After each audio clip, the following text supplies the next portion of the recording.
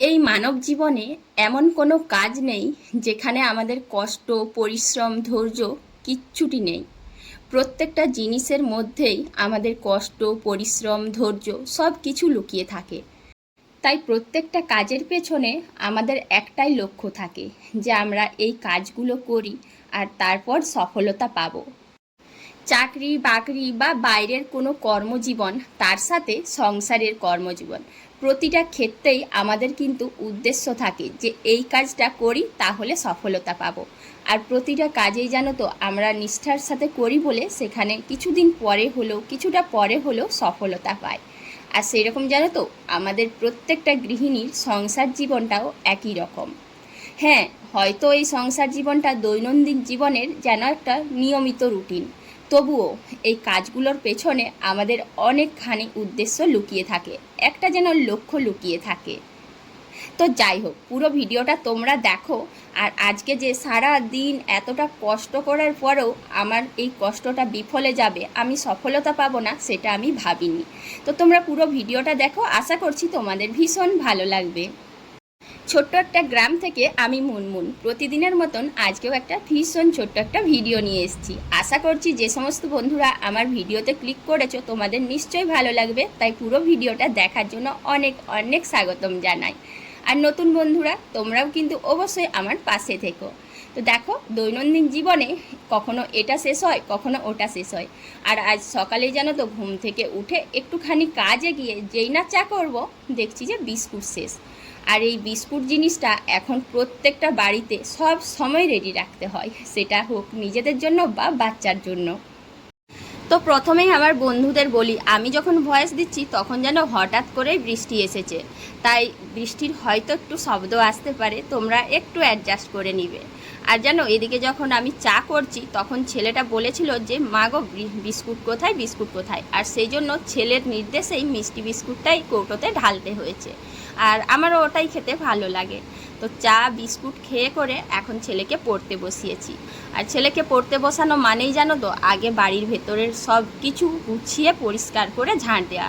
পরিষ্কার করে ঝাড় দিয়ে এখন জানালাটা খুলে পর্দাটা ভালো করে দিয়ে দিলাম।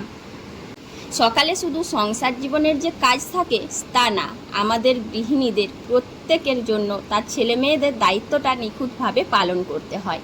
আমরা যেদিকে যাই করি না কেন এই কাজটা ভালোভাবেই করতে হবে, যা আমাদের সন্তানেরা কীরকম পড়াশোনা করছে সেটা একটু খেয়াল রাখা। আর তার জন্যই জানো তো, যত যা কাজ থাকে খুব তাড়াতাড়ি শেষ করে এখন ছেলের কাছে চলে এসেছি। আর এসে করে নজর পড়ল ওর বক্সের দিকে। এই বক্সটা ওর বাবা নতুন এনে দিয়েছে, আর জানো তো বক্সের ওপরে স্পিনারের মতন বেশ সুন্দর জিনিস ছিল। আর এদিকে দেখি বক্সে এত কলম, সেই কলমগুলো দেখতে চেয়েছি বলে ছেলে দেখো ঢাকা দিয়ে জোর করে কাড়াকাড়ি করছে। আসলে কিছুদিন আগেও অনেকগুলো কলম এক জায়গায় জমা করেছিলাম, সেই কলমগুলো দেখতে পেয়ে বক্সে রেখেছে। আর আমি ওকে বকাবকি করছিলাম যে এত কলম কোথায় পেয়েছিস। তো পরে ও বলল, মা এই যে সব কলমগুলো রেখেছিলে সেইগুলো আমি বক্সে রেখে দিয়েছি। কথায় আছে না, নতুন জিনিসের প্রতি একটু বেশি স্নেহ টান থাকে। আর এই বক্সটা নতুন পেয়ে যেদিকে যত কলম ছিল সব কলম না বক্সের মধ্যে রেখেছে। আর আমাকে দিবে না বলে দেখো মুখটা গম্ভীর করে কেমন চুপচাপ বসে গেল। তো আমার প্রিয় বন্ধুরা, যে সমস্ত বন্ধুরা আমার থেকে অনেকখানি বড়, গুরুজনেরা, তোমাদের সবাইকে জানাই আমার প্রণাম। আর ছোট ছোট ভাই বোনদের জানাই অনেক ভালোবাসা। কারণ ছোট ছোট ভাই বোনদের ভালোবাসা আর গুরুজনেদের আশীর্বাদ ছাড়া কখনোই কোনো জায়গাতে সফলতা পাওয়া যায় না, সে কর্মক্ষেত্রেই বলো বা আমাদের সাংসারিক জীবনেই বলো। আর এই সোশ্যাল মিডিয়াতে নেমেছি মানে যেন একটা কর্মে নেমেছি। আর তোমাদের সদা সর্বদা যদি আশীর্বাদ থাকে আর ভালোবাসা থাকে তবেই হয়তো একটু এগিয়ে যেতে পারবো। তো দেখো, ছেলেকে পড়ানোর পরে আর কিছু কাজ ছিল, সেগুলো করে নিয়েছি। সত্যি বলতে সংসারে তো আর কাজের শেষ নেই, তবু আর কত তোমাদের সাথে শেয়ার করব, তাই সেগুলো আর শেয়ার করিনি। আজকে ছেলের ইচ্ছে হয়েছে মা আলু ভাজা দিয়ে মুড়ি খাবো, আর অন্য দিনও আলু ভাজা দিয়েই হয়, তোমরা তো দেখেইছো। তবে আজকের আলু ভাজাটা একটু আলাদা। আজকের আলু ভাজাটা হচ্ছে গোল গোল করে পিস কেটে তারপর তেলে ভাজা। আর সত্যি বলতে জানো তো, এমনি প্লেন লম্বা লম্বা আলু ভাজার থেকে এই আলু ভাজাটা স্বাদটা যেন একটু আলাদাই লাগে। দুটোই আলু দিয়ে তৈরি, তারপরও যেন একটু আলাদা মনে হয়, এটার স্বাদটা মনে হয় একটুখানি বেশি। তো সংসারে সব কাজ করে আর ছেলে গেছে পরীক্ষা দিতে। আর সেই সুযোগে তাড়াহুড়ো করে স্নান করে খেয়ে করে রান্নার দিকে চলে এসেছি।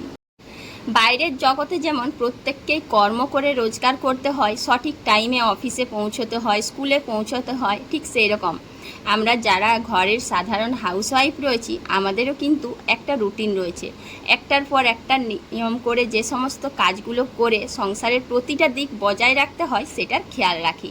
আর সেই জন্য জানো তো, সংসারের প্রতিটা কাজকে ঠিকমতো টাইমের মধ্যে শেষ করা যেন এটা একটা কর্তব্য, একটা যেন লক্ষ্য বলতে পারো। তো জানো তো, এর মধ্যেই অনেকগুলো জামা কাপড় হঠাৎ করে ভিজিয়ে দিয়েছি, কারণ দেখলাম যে এখন রোদ উঠেছে ভালোই। আর রান্নাটা একটু এগিয়ে নিচ্ছি, তারপর কাঁচা ধোয়া করে মিলে দিয়েছিলাম। তো দেখো, রান্নার শেষে যখন খেতে বসেছি তখন কি কাণ্ড ঘটেছে।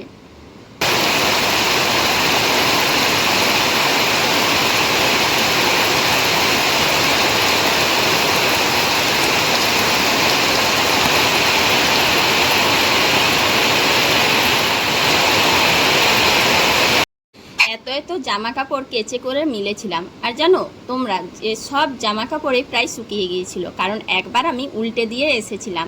গেঞ্জি, প্যান্ট, ছেলের যা যা মোটা জিনিস ছিল সবগুলোই ভিজেছিল। আর ভেবেছিলাম কি যে চাদরগুলো একসাথে তুলবো, তো সেই জন্য রেখে দিয়েছিলাম। আর এখন খেতে গিয়ে দেখছি হঠাৎ করে প্রচুর বৃষ্টি এসেছে, মানে বুঝতেই পারিনি যে কিভাবে কি হলো, কোথা থেকে কি ঘটলো। আর অনেকটা কষ্ট করে রান্নার মাঝখানে কাপড়গুলো কেচেছিলাম, যেহেতু রান্না করতে করতে অন্য কাজ করতে যাওয়া সত্যি অনেকটাই কষ্টকর হয়। তো জানি না কপালে কি ছিল, আর বুঝতেও পারিনি যে এভাবে হঠাৎ বৃষ্টি আসবে। আর একেই বলে জানো তো, আমাদের ভাগ্যে যতটুকু থাকে, যদি সফলতা না থাকে কিচ্ছু করার নেই।